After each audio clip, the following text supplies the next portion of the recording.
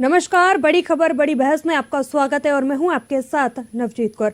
बड़ी खबर बड़ी बहस में हम बात करेंगे भारतीय जनता पार्टी पूरे साल 24x चुनावी मूड में रहती है। अन्य पार्टियों के मुकाबले भाजपा का सरकार और संगठन के बीच बेहतर तालमेल रहता है। चाहे जन कल्याणकारी योजनाएं हों या बड़े फैसले, भाजपा इन्हें जमीनी स्तर तक ले जाने में कोई कसर नहीं छोड़ती। भाजपा की रणनीति सबसे अलग होती है। तो वही मध्य प्रदेश कांग्रेस को जिन सीटों पर हार का सामना करना पड़ा, कांग्रेस अब उन्हें सबसे पहले मजबूत करने पर फोकस कर रही है। बता दें, पार्टी के नेता सभी क्षेत्रों में ऐसे ही संयुक्त दौरे कर रहे हैं और कांग्रेस संगठन को मजबूत करने की कवायद तेज कर रही है। चर्चा करेंगे, हमारे साथ मेहमान जुड़ेंगे, लेकिन सबसे पहले देखिए ये रिपोर्ट।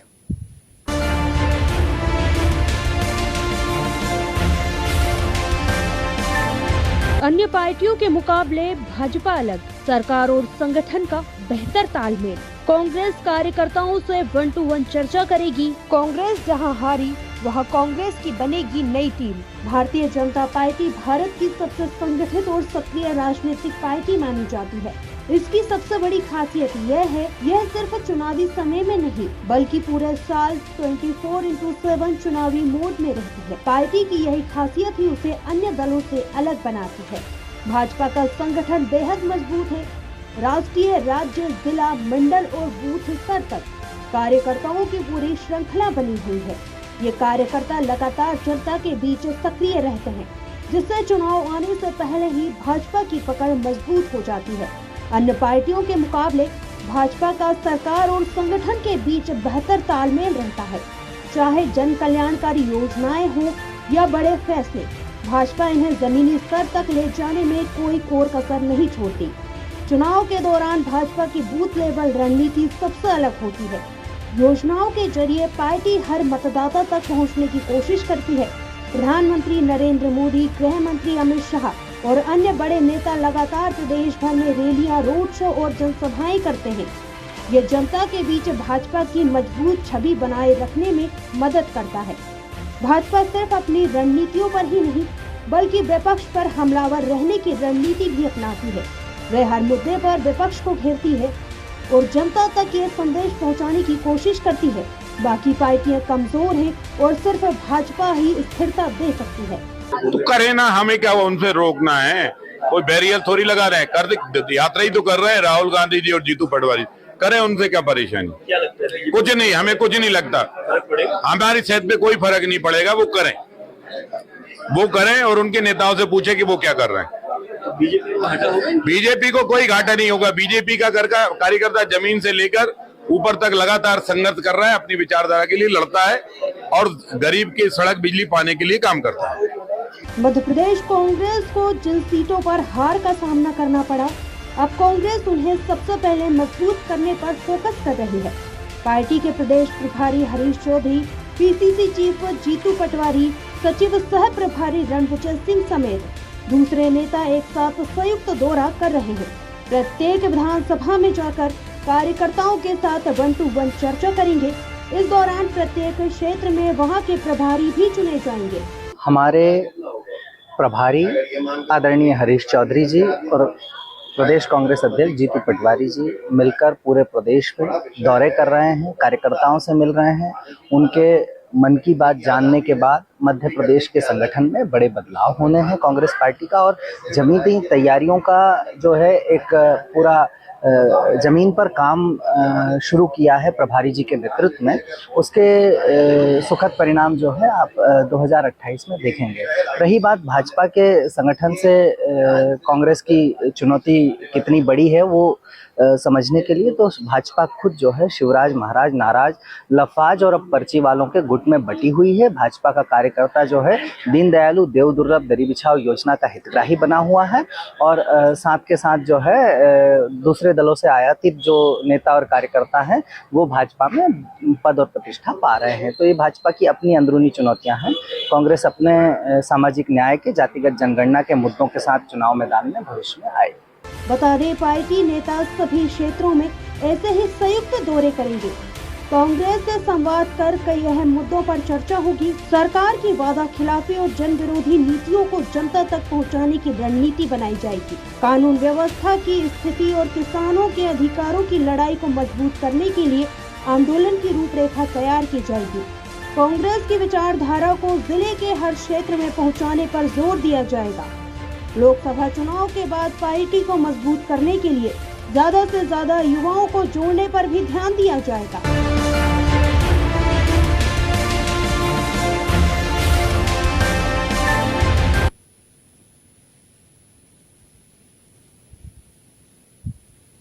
बड़ी खबर, बड़ी बहस में इसी पर चर्चा करने के लिए हमारे साथ खास मेहमान जुड़ चुके हैं। सबसे पहले आपका उनसे परिचय करा देते हैं। तो कांग्रेस से अंबिका शर्मा, बीजेपी से सत्येंद्र जैन, तो वरिष्ठ पत्रकार अशोक शुक्ला जी हमारे साथ जुड़ चुके हैं। सबसे पहले चर्चा की शुरुआत करेंगे। अंबिका शर्मा जी, आपके पास आएंगे। कांग्रेस संगठन को मजबूत करने के लिए कवायद तेज कर रही है और हर विधानसभा में ये दौरे कर रहे हैं, तो ये संगठन मजबूत करने की क्या कुछ रणनीति रहेगी और इससे जमीनी स्तर पर कितना कुछ असर पड़ेगा? देखिए, जब से हमारे प्रदेश अध्यक्ष जीतू पटवारी बने हैं तब से कांग्रेस में एक और कांग्रेस जनों में एक अभूतपूर्व ऊर्जा का संचार हुआ है। प्रत्येक कांग्रेस जन उत्साह से भरा हुआ है और इसी क्रम में हम गांव-गांव में जाकर अपने अब हमारा जो कार्यकर्ता है, हमारा कांग्रेस का सिपाही है, उसके हालचाल जानेंगे और कांग्रेस को कैसे मजबूत किया जाए इसकी वहां पर चर्चा करेंगे लोगों से। और इसी क्रम में हम लोग वहां के जो जनता की समस्याएं हैं वो एकत्रित करते जाएंगे।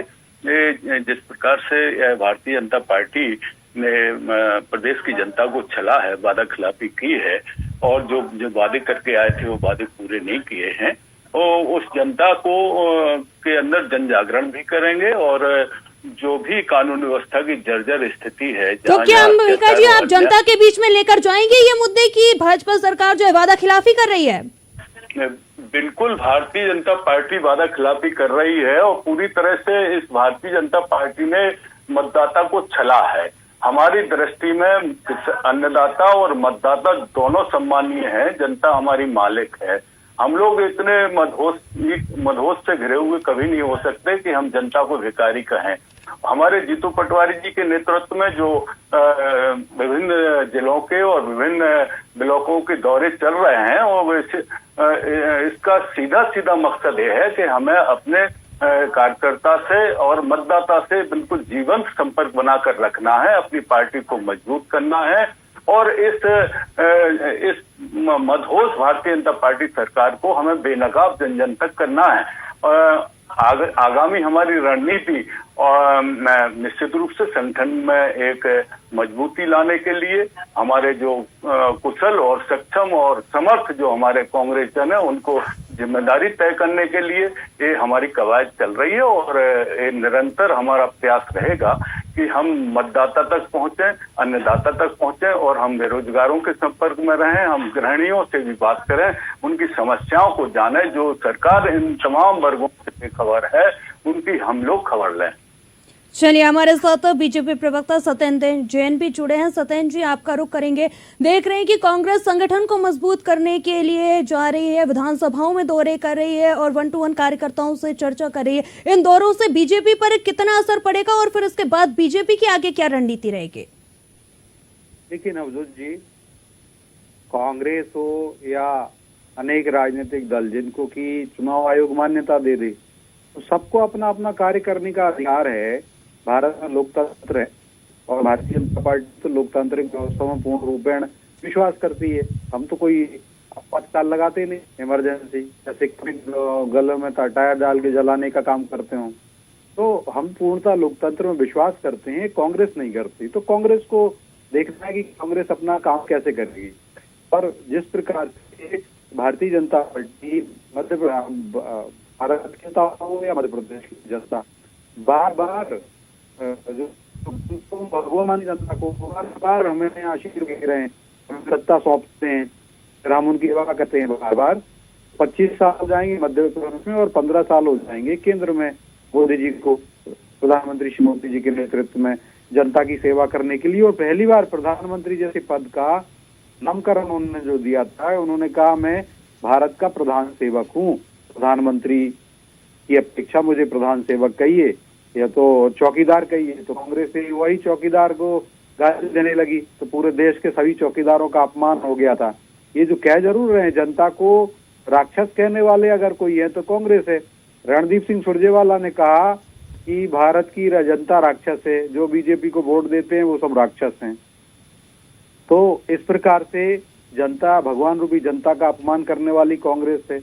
और अभी भी आप अगर मध्य प्रदेश के परिप्रेक्ष्य में बात करेंगे तो मध्य प्रदेश के परिप्रेक्ष्य में भी भारतीय जनता पार्टी अपने कार्यक्रम सदैव करती जा रही है। आप देखिए मुख्यमंत्री जी के उनके नित्य प्रोग्राम्स रहते हैं, वो अपना काम कर रहे हैं। प्रदेश अध्यक्ष जी संसद में रहने के साथ साथ ही जो उनका लोकसभा क्षेत्र है, अभी वहाँ पे एलिवेटेड रोड के लिए कल ही वो नितिन गडकरी जी केंद्रीय सड़क परिवहन मंत्री हैं, उनसे भी मिले हैं।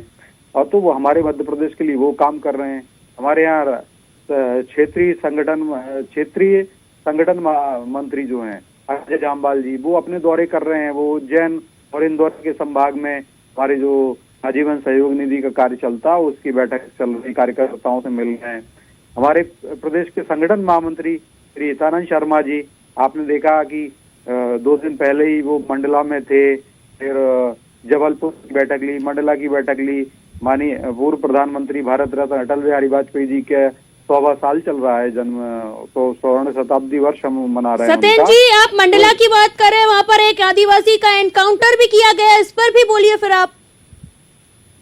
देखिए, मैं उस पर भी ये मध्य प्रदेश और देश को हमारे यहाँ केंद्रीय मंत्री श्री गृह मंत्री जी अमित शाह जी ने डेडलाइन भी दे दी है कि 31 मार्च 2026 तक भारत से नक्सलवाद खत्म कर देंगे। ये आप देखिए, ये वही नक्सलवादी हैं जिनके समय कांग्रेस के मंत्री थे प्यारेलाल जी, और उनका कांग्रेस मित्र कर रहे थे। इतनी मध्य प्रदेश की कानून स्थिति में तो नक्सलवादी तो मंत्री थे, अभी मध्य प्रदेश छत्तीसगढ़ भी उसका हमारे मध्य प्रदेश में ही आता था। दिग्विजय सिंह जी उनके लॉ एंड ऑर्डर उनके नक्सलवादी ले गए और उनका गर्दन अलग कर दी, फिर अलग कर दिया, हो पाया भी नहीं हो पाया था। सत्येंद्र जी, आपकी आवाज हम तक नहीं पहुंच पा रही। हम वरिष्ठ पत्रकार अशोक शुक्ला जी का रुख करेंगे। अशोक जी, आपके पास आना चाहेंगे। यहाँ पर आप देख रहे हैं कि कांग्रेस जो है हर विधानसभा में जा रही है, संगठन को मजबूत करने की कोशिश कर रही है। वहाँ पर बीजेपी भी लगातार दौरे करती है, बैठकें करती है। आप दोनों ही पार्टियों को जो है काफी करीब से देखते हैं। आखिर बीजेपी और कांग्रेस की जमीनी हकीकत क्या है, आपसे जानना चाहेंगे। अब जमीनी हकीकत तो आप स्वतः भी देख रही होंगी कि कोई 20 वर्षों से जो है भारतीय जनता पार्टी मध्य प्रदेश में जमी हुई है।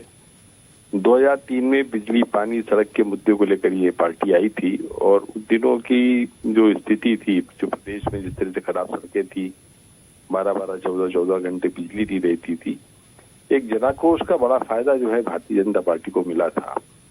और उसके बाद से लगातार वो विकास के मुद्दे पर जो है मध्य प्रदेश में चुनाव लड़ती रही। हालांकि कई मुख्यमंत्री बदल गए, उमा भारती रही, बाबूलाल गौर रहे और फिर उसके बाद शिवराज जी लंबे समय तक रहे और अब एक नए नेतृत्व को फिर से जो है भारतीय जनता पार्टी ने कमान सौंपी है। सबसे बड़ी बात यह है कि भारतीय जनता पार्टी को मध्य प्रदेश में किसी तरह की बड़ी राजनीतिक चुनौती का सामना नहीं करना पड़ रहा है और यही वजह है कि जिसके चलते जो है भारतीय जनता पार्टी यहाँ पे काफी महफूज है। मध्य प्रदेश की 29 लोकसभा की सीटें उसके पास में है। विधानसभा में भी देखिए आप उसके पास में कितना बड़ा बहुमत उसके पास में है। और कांग्रेस की स्थिति ये है कि जब आप हार से सबक नहीं सीखते हैं तो आप लगातार हारते जाते हैं। 2018 में जैसे तैसे आपकी सरकार बनती है लेकिन उस सरकार को आप बचा नहीं पाते हैं। किस तरह की एरोगेंसी दिख रही थी नेताओं के बीच में।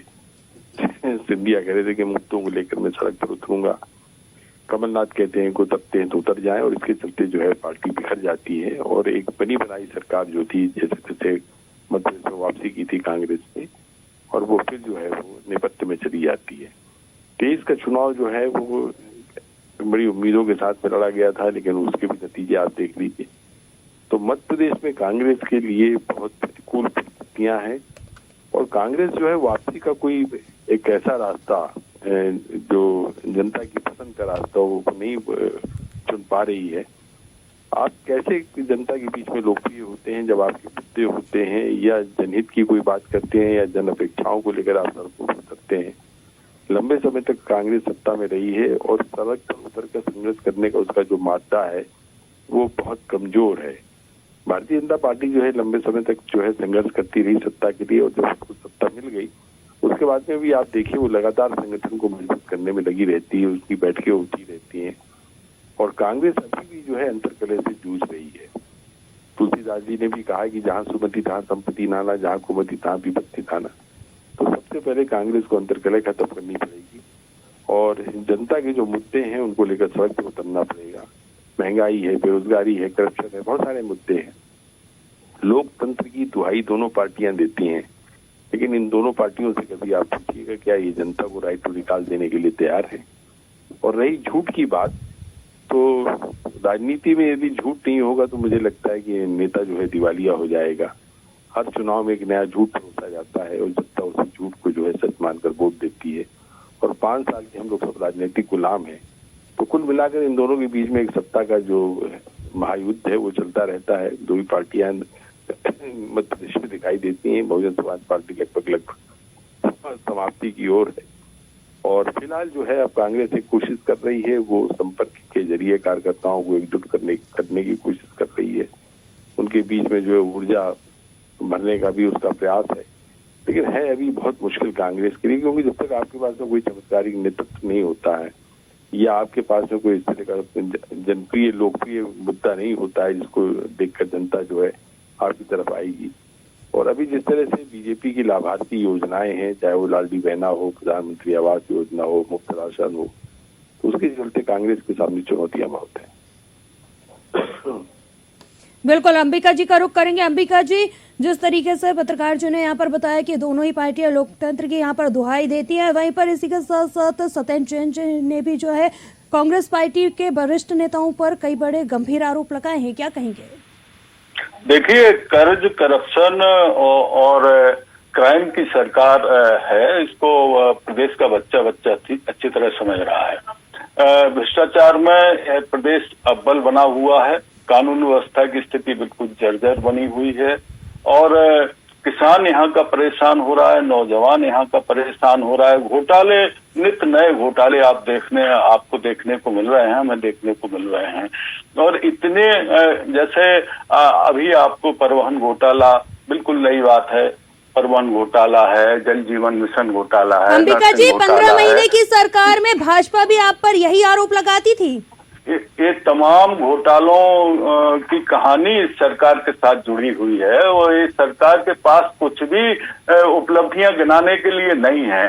जितनी भी इन्वेस्टर समिट होती है तो ढाक के वही 3-5 पब्लिक का लाखों करोड़ों रुपया बर्बाद हो जाता है। यह उद्योगपतियों को निवेश कराने में सफल नहीं हो पाते हैं, उनका विश्वास नहीं जीत पाते हैं। जो भी योजनाएं बनाते हैं भ्रष्टाचार की भेंट चढ़ जाती हैं और यहाँ तक कि गरीबों के जो निवाले होते हैं उन पर भी ये लोग डाका डालते हैं। दीनदयाल रसोई योजना में 35 लाख थालियों का पता नहीं चला, ये बिल्कुल प्रमाण है इसके। यहाँ तक ये सरकार गिर गई है। बिल्कुल जो भी सामान्य जनता है, सर्वहारा वर्ग है, उसकी अनदेखी करने वाली ये सरकार है।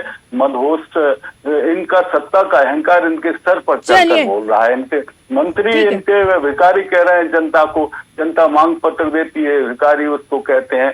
इनके पास कुछ भी ना तो विजन है ना मिशन है। यह लोग सत्ता का सुख भोग रहे हैं, ये बात बिल्कुल सही है। ऐसो आराम में लगे हुए हैं, जनता की कोई खैर खबर इनके पास नहीं है।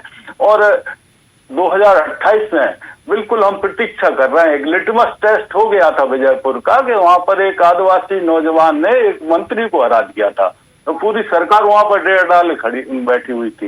इसके बावजूद जनता ने इनको सबक सिखाया है और 2028 में इनकी विदाई होने वाली है। हम लोग पूरी तरह आशान्वित हैं जीतू पटवारी जी के नेतृत्व में, अपने कांग्रेस कार्यकर्ताओं के दम पर और जनता के आशीर्वाद में। चलिए ठीक है, सत्येंद्र जैन जी का रुख करेंगे। सत्येंद्र जी, योजनाएं भ्रष्टाचार की भेंट चढ़ी, ऐसे अंबिका जी का कहना है। और वहीं पर अगर वरिष्ठ पत्रकार जी की बात कर ली जाए, अशोक शुक्ला जी, तो उनका कहना है कि लोकतंत्र की दोनों ही पार्टियां यहाँ पर दुहाई देती हैं। देखिए, भ्रष्टाचार जीरो टॉलरेंस हमारी सरकार का है, केंद्रीय सरकार का है। यहाँ भी अगर भ्रष्टाचार आ रहा है तो हमारी जांच एजेंसियां कार्रवाई करती, वो स्वतंत्रता पूर्वक कार्रवाई करती, तो कांग्रेस के पेट में दर्द होने लगता है कि नेता कार्रवाई हो रही। इनके समय सीबीआई आईटी 10 साल में 5,000 करोड़ की संपत्ति नहीं कर पाए थे। आज हमने हमारे समय 10 से ये जो केंद्रीय एजेंसियां जांच एजेंसियां कार्रवाई कर रहे हैं, लगभग 2 लाख रुपए की संपत्ति को कैश और हजारों करोड़ रुपए कैश है, तो उसमें दर्द होने लगता। और डीबीटी लेके आए, इनके समय प्रधानमंत्री अजय गुरी जी थे और वो हमारे प्रधानमंत्री है क्योंकि हमारे देश के रहे हैं। लेकिन वो कहते थे 1 रुपये पैसे तो 15 पैसे जो है बचते था जो है नागरिक के पास 85 पैसे थे। कांग्रेस के लोग और कांग्रेस भ्रष्टाचार में चट कर जाते थे। हमने डीबीटी की डायरेक्ट बेनिफिट ट्रांसफर दिया, कांग्रेस के डायरेक्ट बिचौलिया ट्रांसफर होता था और एक भेजने पर 85 पैसे कांग्रेसी खा जाते थे बिचौलिए के रूप तौर पर। और हमने डीबीटी डायरेक्ट बेनिफिट ट्रांसफर किया और लाखों करोड़ रुपए लगभग 32 लाख करोड़ रुपए की राशि हम चुके हैं भारत की पूरी राशि गई डायरेक्ट ट्रांसफर से। अब लाडली बहना युवा जिस प्रकार से वर्ष पत्रकार जी ने कहा कि हमारी अनेक योजनाएं हैं, आज की योजना है। अब देखिए, मनमोहन सिंह के 10 साल में 25 लाख आवास नहीं मिल पाएगी, सत्येंद्र जी, आपकी आवाज हम तक नहीं पहुंच पा रही है। अशोक शुक्ला जी का रुख करेंगे। अशोक जी, आपसे जानना चाहेंगे, बीजेपी की सरकार हो या कांग्रेस की सरकार हो, लेकिन यहाँ पर कार्यकर्ता खुद को ठगा हुआ महसूस करता है, क्या कहेंगे आप? नहीं, ऐसा नहीं है कि कार्यकर्ता ठगा हुआ महसूस करता है। कुछ कार्यकर्ताओं की पूछ परख होती है और सत्ता की जो उपयोगिता होती है, पार्टी कार्यकर्ताओं को उसका लाभ भी मिलता है। और अभी हम देख रहे हैं कि जो कांग्रेस के कार्यकर्ता हैं वो बेचारे कहीं जो है छोटे मोटे कामों के लिए भी भटकते रहते हैं और भारतीय जनता पार्टी सत्ता दल के जो कार्यकर्ता होते हैं उनके काम आसानी से हो जाते हैं। तो सरकार की एक उपयोगिता होती है। अभी तमाम बातें हो रही थी, करप्शन की भी बात हो रही थी, महंगाई की भी बात हो रही थी। इस पे मैं थोड़ा सा आपसे कुछ कहना चाहता हूँ। राजनीति का एकमात्र आकर्षण करप्शन है। जिस दिन आप राजनीति से करप्शन को हटा देंगे, ये कोई नेता ये हैं, ये कोई जनता के सेवक नहीं है, कोई सेवा करने नहीं जाएंगे। आप जरा कल्पना कीजिए कि मालिक की आमदनी कम है इस देश में और सेवकों का वेतन देख लीजिए कि 24% की वृद्धि हो गई है। हिंदुस्तान का आम आदमी जो है उसकी वार्षिक जो आय है वो कोई 1.5 लाख या 2.25 लाख के आसपास है और हमारे नेताओं का वेतन देख लीजिए, इनके ऐशो आराम देख लीजिए। तो सत्ता का जो सुख है, और राजनीति केवल इसीलिए की जा रही है, न जनता से जरूर न शर्म करो यारो, राजनीति कारोबार है घर भरो यारो। करप्शन की ये स्थिति है कि मध्य प्रदेश में कि नियम कायदों के पालन में आपको रिश्वत लगती है, रिश्वत की दरें तय हो गई हैं। ये केवल मध्य प्रदेश की स्थिति नहीं है, पूरे देश में यही स्थिति। सब सारे के सारे जो है एक ही थैली के चट्टे बट्टे हैं। जिस दिन करप्शन हट जाएगा राजनीति से, कोई राजनीति करने नहीं जाएगा, कोई विनोबा भावे नहीं है, कोई गांधी जी नहीं है, कोई जयप्रकाश नारायण इनमें नहीं है। ये सब के सब जो हैं ये सत्ता भोगी लोग हैं, सत्ता लोलुप लोग हैं। और जनता को क्या है, मुट्ठी भर राहत जनता को देते हैं, मुफ्त अनाज देते हैं, उसके एवज में इनको कितना कुछ मिल जाता है। 4-4 एकड़ 5-5 एकड़ के बंगलों में रहते हैं, बड़ी महंगी कारों में चलते हैं। गरीबी दूर करने के लिए देशी उपाय अपनाइए और नेता बन जाइए। इस देश के नेताओं ने जनता की गरीबी भले दूर न की हो, मगर इस देश की गरीब जनता ने कई नेताओं को सांसद और विधायक बनाकर उनकी गरीबी दूर कर दी। इससे ज्यादा बढ़िया कोई रोजगार है क्या इस देश के अंदर? आप बताइए मुझको। महंगाई कभी कोई सरकार महंगाई कम नहीं करेगी, क्योंकि यदि चीजें सस्ती होंगी तो आदमी महंगा हो जाएगा। फिर उसको 1 रुपए किलो गेहूं, 2 रुपए किलो चावल प्रधानमंत्री आवास में कैसे खरीद पाएंगे? तो इस देश की बड़ी विचित्र स्थिति है। जो जनता रूपी मालिक है वो फटेहाल है और अमीर गरीब जनता के अमीर नेताओं को आप देख लीजिए, वो चाहे वो कहते कुछ भी हो, मकसद सबका एक ही है, धन कमाओ, सत्ता में रहो, ऐश करो, और इससे ज्यादा कुछ नहीं है राजनीति। मध्य प्रदेश की बात करें या पूरे देश की बात करें, पूरी राजनीति का एक ही चरित्र है, चाहे वो भारतीय जनता पार्टी का हो, कांग्रेस का हो, बसपा का हो या सपा का हो। बिल्कुल, आप सभी मेहमानों का जुड़ने के लिए शुक्रिया। तो बता दें कि कांग्रेस और बीजेपी लगातार एक दूसरे पर आरोप प्रत्यारोप लगा रही है, तो वहीं मध्य प्रदेश में कांग्रेस जिन सीटों पर हारी है अब उन पर लगातार संवाद करिए, कार्यकर्ताओं से बात करिए। अब देखने वाली बात होगी कि कांग्रेस जो एक बार संगठन को मजबूत करने की कोशिश कर रही है और ये आखिर कितना कारगर साबित होगा। बड़ी खबर, बड़ी बहस में फिलहाल इतना ही। मुझे दीजिए इजाजत और आप बने रहिए डे न्यूज के साथ। नमस्कार।